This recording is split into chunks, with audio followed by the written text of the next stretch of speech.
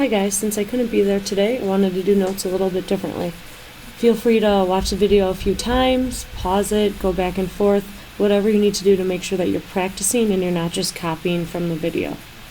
So we're going to start today by talking about quadratic functions. Quadratic equation is in the form of ax squared plus bx plus c. I need you to know that a, b, and c are all numbers. C actually represents the y-intercept. We're going to focus more on the equation aspect of quadratics later in the notes. To begin with, we're just going to look at graphing, but there are some important things that you need to know, important key features about quadratics. First of all, they look like a U.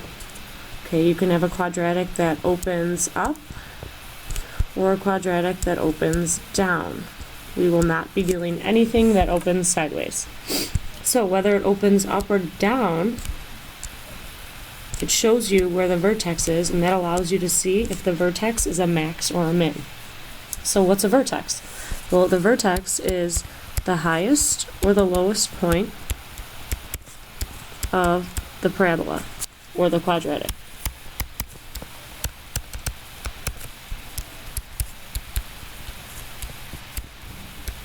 If it's the highest point, it's the max. If it's the lowest point, it's the minimum. You can always figure out what the value of it is by looking at the y-coordinate of the vertex.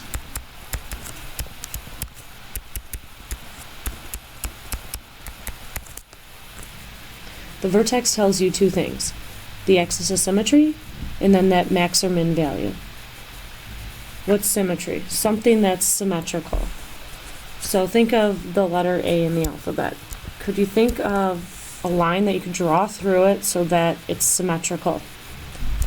Hopefully you're thinking, sure, you can draw a line right down the middle, and if you were to fold this left side of the A over onto the right side, it would be a perfect match.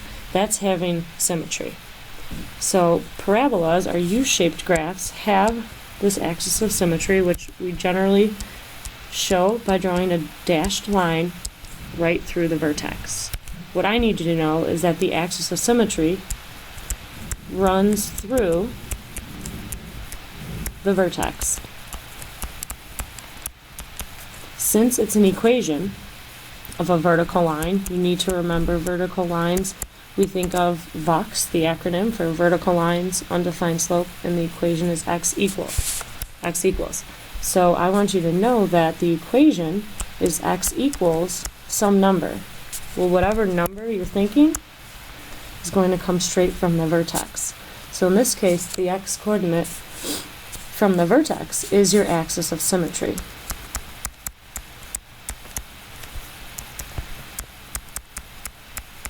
So everything comes back down to what is your vertex. You can find a lot of information out by looking at your vertex. Okay, so we're going to look at some quadratic graphs here and pull out the key features. Okay, so first of all, the vertex. Find whether there's a max or a min point. Are quadratics opening up, which means there's a minimum point. There is a low point it reaches. It goes up forever and ever. So find the coordinates of that low point. It's over 2 and down 5. So our ordered pair is positive 2, negative 5. The vertex is always an ordered pair. Remember, your axis of symmetry is an equation. It always comes from the x-coordinate of the vertex. If you want, you could draw that dashed line down through, right through the center of your parabola, right through the middle of the vertex, and know that your axis of symmetry has the exact same x-coordinate.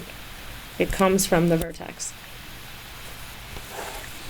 What's a y-intercept? We should know this by now. It's where the graph crosses the y-axis. So find that point. It looks like it's down at negative 2. Remember, intercepts are always written as ordered pairs. This is a tricky one. The symmetric point. Symmetrical. So if you took this part of the graph and folded it over the line of symmetry, where would that y-intercept go?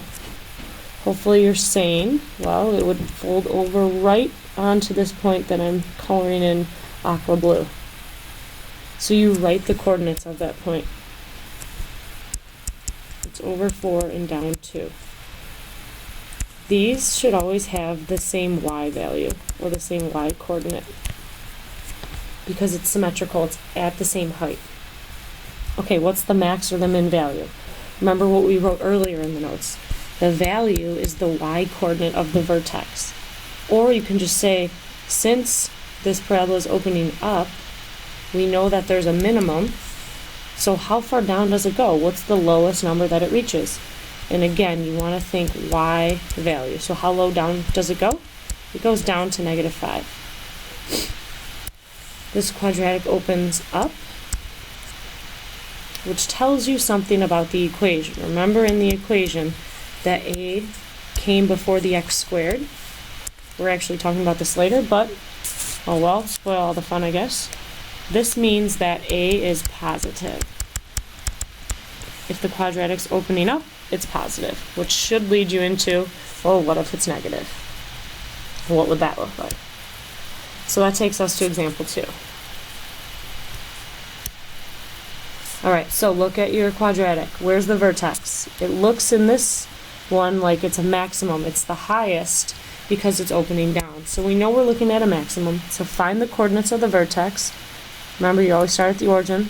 Over 2, up 4. What's the axis of symmetry? Draw that dashed symmetrical line. What line allows for you to fold part of the quadratic over onto the other?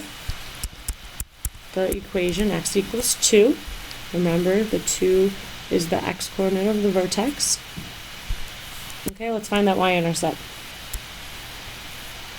It looks like it's up 3 on the y-axis.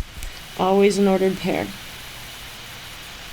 Find the symmetrical point. Here's your y-intercept. If you fold the graph over the axis of symmetry, where is that red point going? It's going to go right here. What are those coordinates? 4, 3. What's the maximum value? How high up does this quadratic go until it hits its max and then comes back down? It goes all the way up to 4. We know just by looking that the quadratic opens downward, which tells you the a value is negative. X-intercepts. Again, x-intercepts, just like y-intercepts, are ordered pairs. You need to figure out, where does the U-shaped graph cross the x-axis? In this case, hopefully you're identifying 2 points. Crosses at -2, 0 and 6, 0. You cannot write it as one ordered pair. Why isn't that okay? Because they're 2 separate points. If you wrote what I have here in pink, that represents 1 point that is not even on the x-axis. Alright, I want you to take a second and pause and try the next example on your own. When you click play again, I'm just going to have the answers there. I'm not walking you through this one. So go back to examples 1 and 2 if you need some extra practice. Alright, take a look. How'd you do? Our answer's the same. If they're not, go back and try and figure out where you went wrong. Make sure those majority of these numbers and answers are negative, so make sure you have all the answers correct.